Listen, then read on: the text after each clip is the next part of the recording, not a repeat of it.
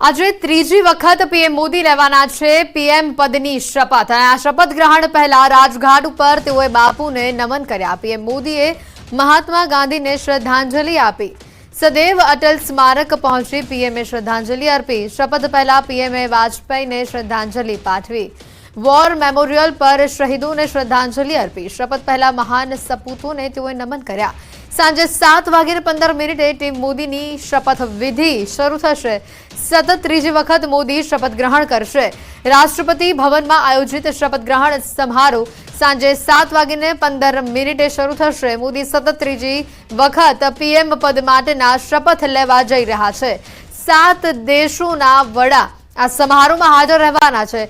શ્રીલંકાના રાષ્ટ્રપતિ રાનિલ વિક્રમસિંઘે, માલદીવના રાષ્ટ્રપતિ ડોક્ટર મોહમ્મદ મુઇઝ્ઝુ, સેશલ્સના ઉપરાષ્ટ્રપતિ અહમદ આફિક, બાંગ્લાદેશના પીએમ શેખ હસીના, મોરિશિયસના પીએમ પ્રવીણ જગન્નાથ, નેપાળના પીએમ પુષ્પ કમલ દહલ, ભૂતાનના પીએમ શેરિંગ ટોબ્ગે આ ઉપરાંત અન્ય મહેમાનો પણ આ શપથ ગ્રહણ સમારોહમાં હાજર રહેશે। 8000 મહેમાનો આ શપથ ગ્રહણ સમારોહમાં આજે હાજરી આપશે।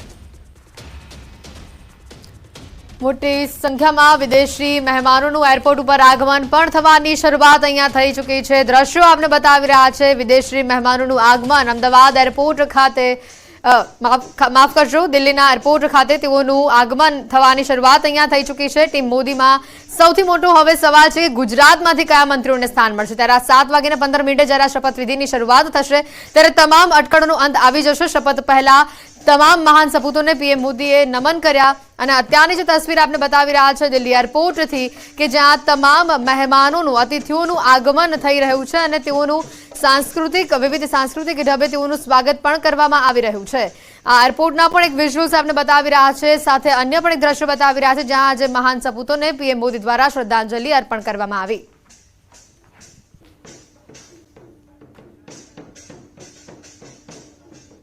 આગળ વધીએ તો ત્રીજી વખત પીએમ પદના શપથ આજે નરેન્દ્ર મોદી લેવા જઈ રહ્યા છે અને આ શપથ વિધિ પહેલા નવા મંત્રીઓને પ્રધાનમંત્રી આજે મળશે। 7:15 રાષ્ટ્રપતિ ભવનમાં શપથ વિધિ થવાની છે।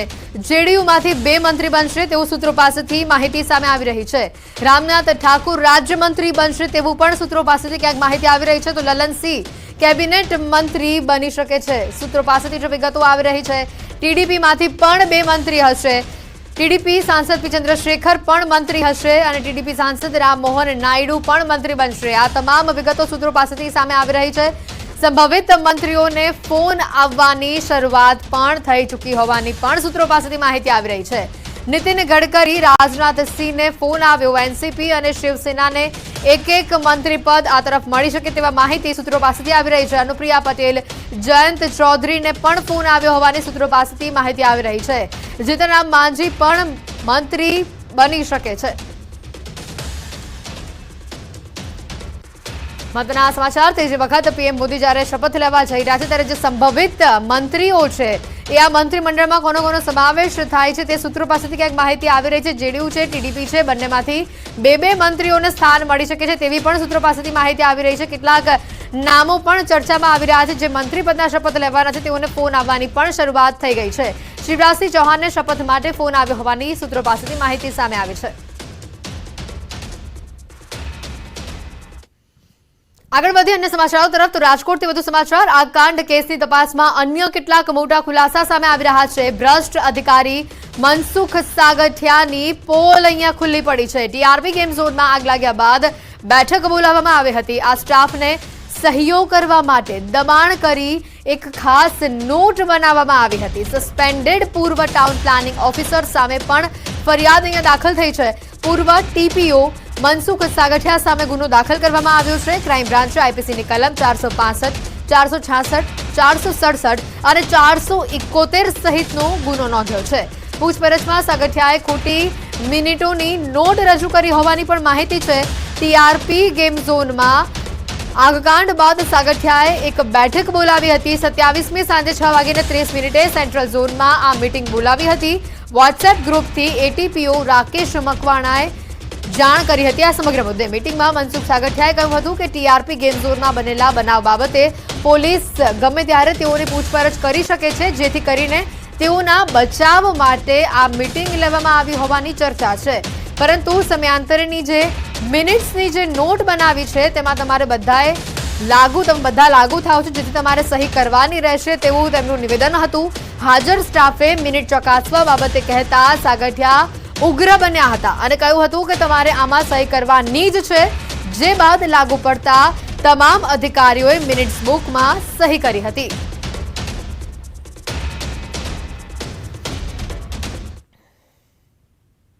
અને આજ મુદ્દે વધુ વિગત મેળવીશું. સંવાદદાતા અંકિત પોવડ અમારી સાથે ફોન લાઈન ઉપર જોડાઈ ચૂક્યા છે. અંકિત, આ કાંડ બાદ જ્યાં મોટા ખુલાસા થઈ રહ્યા છે, સૌથી મોટી વાત કે મિનિટ્સ બુકમાં ખોટી રીતે સહી કરાવવામાં આવી અને જ્યારે આ બાબતે પૂછવામાં આવ્યું ત્યારે તેમણે જવાબ આપવાનો ઇનકાર કર્યો અને પ્રેશર લાગુ કર્યું કે તમારે બધા આમાં સહી કરવી પડશે. વધુ માહિતી શું આવી રહી છે આ ઘટનામાં સામે? હેતવી, ખાસ કરીને વાત કરવામાં આવે તો થોડા દિવસો પૂર્વે કે જ્યારે જે એમડી સાગઠિયા છે તેની ધરપકડ કરવામાં આવી હતી ને સાથોસાથ તેના સહિત 4 અધિકારીઓની છે તે ધરપકડ કરવામાં આવી હતી.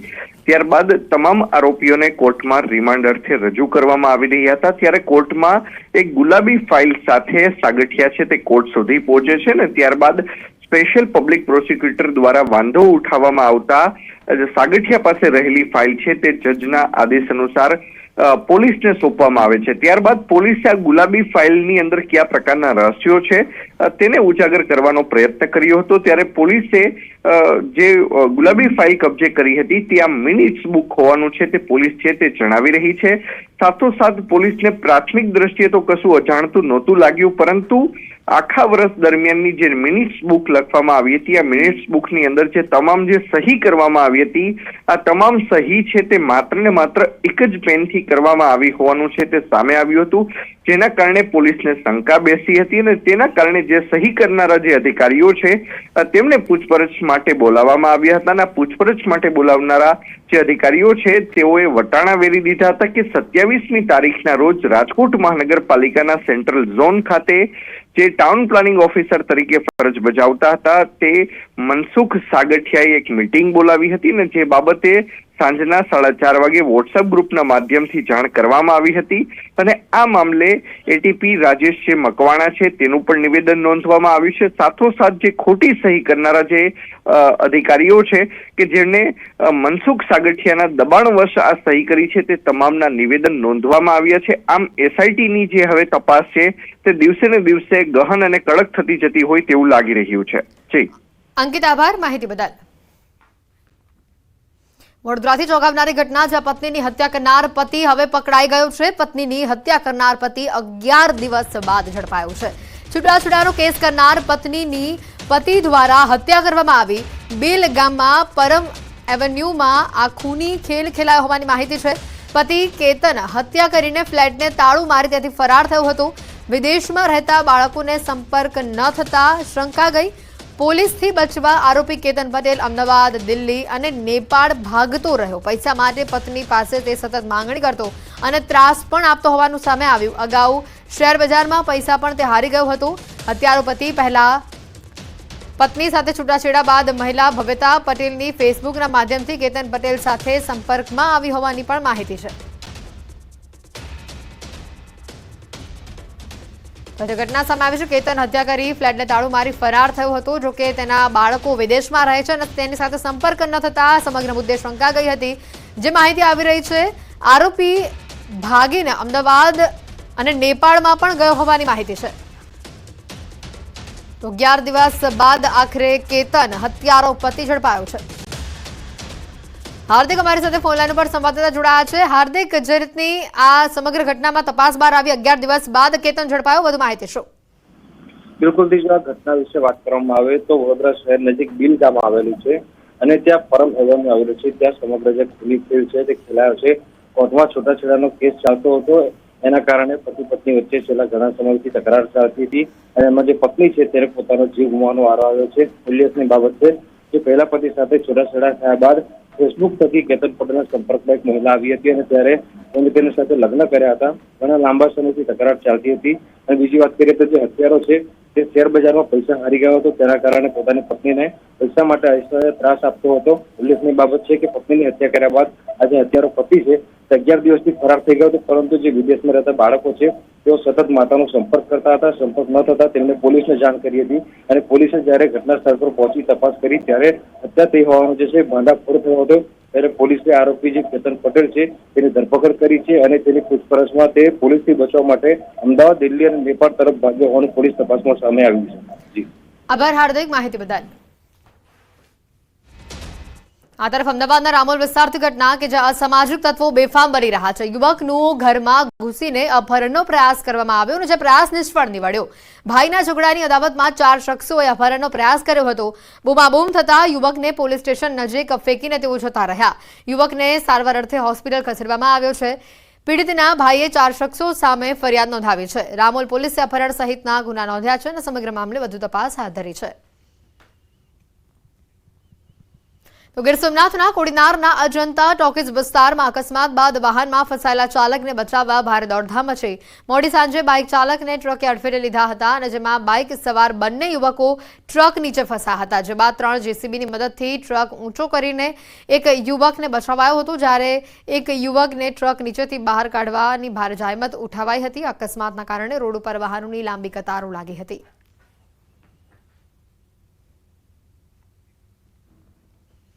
સાબરકાંઠાથી સમાચાર, જ્યાં હિંમતનગર ઈડર વચ્ચે અકસ્માતને લઈને તંત્ર જાગ્યું છે. રોડ પર ડાયવર્ઝન આપીને બેનરો મૂકવામાં આવ્યા છે. ગુરુવારે રાત્રે થયેલા અકસ્માતમાં 4 લોકોના મોત થયા હતા. એક જ પરિવારમાં 4 લોકોના મોત થતા તંત્ર એલર્ટ બન્યું છે. હાઈવેના નવીનીકરણના કારણે રોડ વન વે કરવામાં આવ્યો હતો. વન વેના કારણે ટ્રક અને કાર વચ્ચે અકસ્માત થયો હતો. અકસ્માતની ઘટનાના 48 કલાક બાદ ડાયવર્ઝન અપાયું હતું.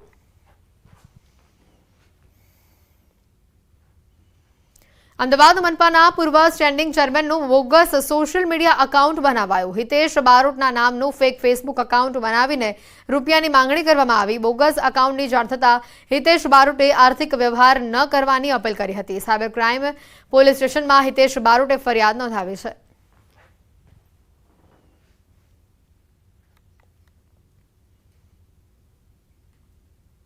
કોઈ પણ હેકર આવી રીતે પૈસા માગે અથવા મારા નામે કોઈ પણ એકાઉન્ટની અંદર કોઈ પણ ચેષ્ટા કરે તો એના માટેની જવાબદારી મારી રહેતી નથી. મારા દરેક મિત્રોને આપણે વિનંતી છે કે આવી કોઈ વાતમાં આવવું નહીં. સોશિયલ મીડિયાના કારણે જે રીતે લોકોના જોડે પ્રલોભન આપી પોતાના એકાઉન્ટમાં પૈસા ટ્રાન્સફર કરાવી, ગરીબીનું નામ દઈ કોઈ અર્જન્ટ જરૂરિયાત છે એવી વાત કરી, દવાખાનાની વાત કરી કે હું ક્યાંય ફસાઈ ગયો છું એવી વાત કરી જે પૈસા માગે છે એ તદ્દન ખોટી વાત છે. અમદાવાદમાં બેંક અધિકારીઓએ પોતે કરેલી એફડીના નાણાં જ ઉચાપત કરી છેતરપિંડી આચરી હોવાનો કિસ્સો સામે આવ્યો છે. બંને આરોપીઓ અમદાવાદની સરસપુર નાગરિક કોઓપરેટિવ બેંકના ગોતા બ્રાન્ચના બેંક મેનેજર અને બેંક ઓફિસર તરીકે ફરજ બજાવે છે. સત્તાનો દુરુપયોગ કરીને લોન સેન્કશન કરાવી બદલામાં પૈસા પડાવતા હોવાનો આરોપ આ બંને અધિકારીઓ પર છે. આરોપીઓએ સૌપ્રથમ તેમની એફડીની રસીદ સામે બેંક દ્વારા ઓવરડ્રાફ્ટની લિમિટ મેળવી તેના રૂપિયા અન્ય ખાતામાં ટ્રાન્સફર કર્યા હતા. જે બાદ અન્ય લોકોની એફડી પણ તેમને જાણ બહાર બેંક દ્વારા ઓડી કરી તેમના રૂપિયા પોતે મેળવી લીધા હતા. હાલ પોલીસે બંને બેંક અધિકારીની ધરપકડ કરી વધુ તપાસ હાથ ધરી છે. આ વિરલભાઈ બ્રહ્મભટ્ટ છે જે બેંકમાં ઓફિસર તરીકે કામ કરતા હતા. તેઓએ તેમના પિતાજીના નામે એફડી કરેલી હતી. તે એફડીની સામે તેઓની સામે લોન લીધેલી હતી. તેવી જ રીતે તેઓની ઓફિસર તરીકેની ફરજ દરમિયાન જે કોઈ અન્ય થાપણદારો હતા જેઓની જાણ બહાર તેઓની થાપણોનો મિસયુઝ કરી તેઓની સંમતિ લીધા વિના આ એફડી ઉપર લોન લીધેલી છે. અને મેનેજરશ્રી છે તેઓના પણ જે પાસવર્ડ હોય એનો ઉપયોગ કરી અને તેની ઓટીપી જે આવે મેનેજર સાહેબશ્રીના એ મેનેજરશ્રીએ ઓટીપી શેર કરેલા છે વિરલભાઈ બ્રહ્મભટ્ટ સાથે. અને આ રીતે તેઓએ બેંક સાથે બેંકની થાપણ જે હતી એ પોણા 3 કરોડ જેટલી રકમની થાપણનો દુરુપયોગ કરી પોતાના મોજશોખ પાછળ પૈસા વાપરી નાખેલા છે. સાબરકાંઠામાં બોગસ શિક્ષક ભરતીકાંડ મામલો જે સામે આવ્યો છે, જેમાં ખેડબ્રહ્મામાં બોગસ શિક્ષક ભરતીકાંડ મામલે ફરિયાદ દાખલ કરાઈ છે. નાના સેવલિયાની શાળાના સંચાલકો અને શિક્ષકો સામે ગુનો દાખલ કરાયો છે. સૌરભ વિદ્યાલયના સંચાલકો અને શિક્ષકો સામે ગુનો દાખલ કરાયો છે. ડીપીઈઓએ સંચાલક અને શિક્ષક સહિત 7 લોકો સામે ફરિયાદ નોંધાવી છે. ખોટા દસ્તાવેજ અને કાગળોમાં છેડછાડ કરવાનો આરોપ છે. તપાસ દરમિયાન બોગસ દસ્તાવેજો મળી આવ્યા હતા. ખેરોજ પોલીસે ગુનો નોંધીને સમગ્ર મામલે વધુ તપાસ હાથ ધરી છે. દાહોદની સહયોગ કોઓપરેટિવ બેંકની મહિલા એજન્ટે ઠગાઈ કરી હોવાનું સામે આવ્યું છે, જેમાં દૈનિક બચતના નાણાં ઉઘરાવીને ઉચાપત કરી હોવાનું સામે આવ્યું છે. 106 ખાતા ધારકોના 88 લાખથી વધુ નાણાંની ઉચાપત કરી દાહોદ એ ડિવિઝન પોલીસે ફરિયાદ નોંધતા કાર્યવાહી કરવામાં આવી. પોલીસે કૌભાંડી મહિલા એજન્ટની ધરપકડ કરી છે. એમણે અલગ અલગ લોકો પાસેથી 88,95,000 જેટલી રકમ મેળવી બેંકમાં જમા નહીં કરી અને બેંકમાં સાથે ફ્રોડ કર્યું એ પ્રકારની એક કમ્પ્લેન મળી હતી. જે અન્વયે અમે તમામ સ્ટાફ અલગ અલગ ટીમો બનાવી ટેકનિકલ અને હ્યુમન સોર્સની વોચમાં હતા. એમાં આજરોજ એ ડિવિઝન પોલીસ સ્ટેશનને ગઈકાલે માહિતી મળી હતી. એના આધારે જયમાલાબેનની ધરપકડ હાલમાં થઈ ગઈ છે અને એમના રિમાન્ડ માંગીને હાલની કાર્યવાહી હાલ ચાલુમાં છે. નસવાડી તાલુકાના પ્રાથમિક આરોગ્ય કેન્દ્રમાં ડોક્ટર વગર ચાલી રહ્યું હોવાનું સામે આવ્યું છે. ન્યૂઝ 18 ગુજરાતીની ટીમ જ્યારે ફિલ્મી કલાકાર ફારૂક શેખના ગામે પહોંચી ત્યારે તેમણે જણાવ્યું કે વર્ષો પહેલા અહીંના સરકારી દવાખાનામાં ઇલાજ માટે દૂર દૂરથી લોકો આવતા હતા, પરંતુ આજે અદ્યતન હોસ્પિટલો હોવા છતાં આ હોસ્પિટલો ડોક્ટર વગર અર્થવિહીન છે. તો બીજી તરફ આરોગ્ય કેન્દ્રના સ્ટાફ મેમ્બર્સને છેલ્લા 4-5 મહિનાથી પગાર ન ચૂકવાયો હોવાનું સામે આવ્યું છે. આ મામલે આરોગ્ય અધિકારીને જણાવાયું છે કે રેગ્યુલર ડોક્ટર્સ તો છે, પરંતુ બોન્ડ પરના જે ડોક્ટરો છે તે પરીક્ષા માટે રજા ઉપર ઉતર્યા છે. અમારા અમરોલી ગામમાં વર્ષોથી સારામાં સારું દવાખાનું ચાલતું હતું અને એ આજથી નહીં, અમારા દાદાના ટાઈમથી લઈને અમારા ફાધરના ટાઈમથી અને આજે હું પણ 65 વર્ષ સારામાં સારું દવાખાનું અમરોલીનું. એની આજુબાજુ 40 થી 50 ગામના પેશન્ટો અહીંયા આવતા. એ પછી વચગાળામાં પરમાર સાહેબ કરીને હતા, એમની ટ્રાન્સફર થઈ ગઈ અને રિટાયર પણ થઈ ગયા. MD MS માટેની નીટ પીજીની પરીક્ષા હોતી હોવાથી કેટલાક બોન્ડેડ ઉમેદવારો પરવાનગી લીધા વગર જતા રહ્યા છે. કેટલાક બોન્ડેડ ઉમેદવારે રજા મૂકેલી છે, રજા મંજૂરીની અંદર રાહ જોઈ નથી. એટલે આ તબક્કે એ પરિસ્થિતિ થઈ કે જે GPSC પાસ ડોક્ટરો છે તે જ અમારી પાસે હાજર છે. બોન્ડેડમાંથી મોટાભાગના ડોક્ટરો મંજૂરી લીધા સિવાય રજા પર ગયા છે. દર્દીઓમાં કેવું છે, મોસ્ટ ઓફ જે દર્દીઓ આવે છે તો અહીંયા કોઈકને દવા જોઈતી હોય તો દવા તો અમારા ફાર્માસિસ્ટ કે સ્ટાફ નર્સ હોય એ આપી દે છે. લેબને રિલેટેડ લેબમાં જે કંઈ હોય રિપોર્ટ એ હું કરી દઉં છું. જ્યારે અમને લાગે છે કે પેશન્ટને કંઈક આગળ મોકલવા જેવું છે તો અમે પછી એમ લોકો CSCમાં ગઢબોરિયાદ તો નસવાડી CSCમાં મોકલી દઈએ છીએ. છોટાઉદેપુર જિલ્લાના નસવાડી તાલુકાની અંદર 7 જેટલી પ્રાથમિક આરોગ્ય કેન્દ્ર આવેલા છે. તેમાંનું આ એક આરોગ્ય કેન્દ્ર છે. આમરોલ ગામે આપણે પહોંચ્યા છે અને આમરોલ ગામની સ્થિતિ શું છે તે જાણવાની કોશિશ કરી રહ્યા છે. મહત્વની બાબતો એ છે કે નસવાડી તાલુકાના 7 આરોગ્ય કેન્દ્ર ઉપર હાલ એક પણ તબીબ નથી. આપણે અંદરના તસવીર બતાવવાનો પ્રયત્ન કરીશું કે આજે અધધ કહી શકાય તેવી વ્યવસ્થા સાથેનું આ સરકારે કરોડોના ખર્ચે જે હોસ્પિટલ બનાવવામાં આવ્યું છે, પરંતુ તબીબ વગર શું? આમ અનેક સવાલો જે ઊભા થાય છે, કારણ કે નસવાડી તાલુકો 1 લાખની વસ્તી ધરાવતો તાલુકો છે. જો આ તાલુકામાં સરકારી હોસ્પિટલમાં એક પણ ડૉક્ટર ના હોય તો શું પરિસ્થિતિ સર્જાય? આમ તો આ જે હોસ્પિટલ છે એની અંદર એક બેનર પણ મારવામાં આવ્યું છે. આપણે બેનર બતાવવાનો પ્રયત્ન કરીશું. મે આઈ હેલ્પ યુ. શું આ હોસ્પિટલમાં કોઈ પણ જાતની હેલ્પ મળી શકે તેમ છે ખરી? ખરેખર આવા હોસ્પિટલોની અંદર આવા બોર્ડો ઉતારી લેવામાં આવે, કારણ કે કોઈ પણ ડૉક્ટર ના હોય, કોઈ જાતની સેવા ના મળતી હોય, તેમાં કઈ પ્રકારની હેલ્પ મળે? આપણે અહીં જે સ્ટાફ છે, જે સ્ટાફ જે કન્ટિન્યુ આવે છે, સ્ટાફ તો તેઓની જે ફરજ છે તે નિભાવી રહ્યા છે. આ જે હોસ્પિટલની જે કહી શકાય આઈ જે કે 2 જે આયો છે તે પણ પોતાનું કામ કરી રહી છે. તેઓની સાથે પણ આપણે વાત કરવાનો પ્રયત્ન કરીશું. બેન, તમે કેટલા સમયથી અહીં ફરજ બજાવો છો અને અહીં જ્યારે પણ તમે આવ્યા છો તો ડૉક્ટર નથી, તો કેવી મુશ્કેલી સર્જાય છે? પેશન્ટ આવીને જતા રહે છે સાહેબ. ડૉક્ટર વગર શું કરવાનું? 5 મહિનાથી આ સાહેબ પગાર નહીં મળતો. માંગીને ચલાવીએ, કોઈનું હાલે કોઈ ના હાલે. છોકરા ભૂખ્યા હોઈ જાય એવું થાય. હમણાં 1-2 મહિનાથી જ છે, પેલા બોન્ડવાળા રજા ઉપર જતા રહ્યા છે, 2-1 મહિના જેવા થયા છે. કેવી મુશ્કેલી છે? તો ડૉક્ટર વગર તો થોડું અઘરું તો પડે. જો કોઈ ગંભીર બીમારીવાળો કોઈ દર્દી આવે તો તમે કઈ રીતે એને ટેકલ કરી શકો? અમે પછી વધારે ગંભીર હોય એટલે અમે નસવાડી જ મોકલી દઈએ છીએ રેફર. અહીં જો સ્ટાફ તો છે જ, પણ જો તબીબ ના હોય અને આ પરિસ્થિતિનું સર્જન થતું હોય તો આજે તાલુકાની સાથે 7 જે પ્રાથમિક આરોગ્ય કેન્દ્ર છે તેમાં કાયમી ડોક્ટરો ભરવામાં આવે તેવી આ વિસ્તારના લોકોની માંગ રહી છે. સેજબ ખત્રી, ન્યૂઝ 18 ગુજરાતી, છોટાઉદેપુર. રાજકોટની સિવિલ હોસ્પિટલ અવારનવાર કોઈને કોઈ વિવાદોમાં આવતી જ હોય છે અને ત્યારે ફરી એક વખત સિવિલ હોસ્પિટલની ઘોર બેદરકારી સામે આવી છે, જેમાં સ્ટાફના સગાને પણ યોગ્ય સારવાર નહીં આપી તબીબે ઝપાઝપી કર્યાનો આરોપ લગાવવામાં આવ્યો છે. ડોક્ટરો દ્વારા દર્દીઓને સમયસર સારવાર આપવામાં ન આવતી હોવાના કારણે એક દર્દીનું મોત નીપજ્યું હોવાનું અને અન્ય દર્દી ગંભીર હોવાનો આક્ષેપ છે.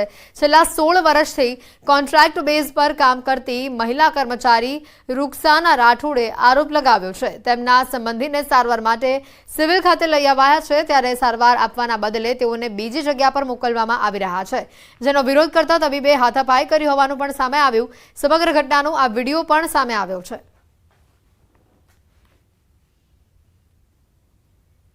જે પેશન્ટ આવે એ પેલા હોય કે કોઈની ફાઇલ લખવી એ એમરજન્સી છે.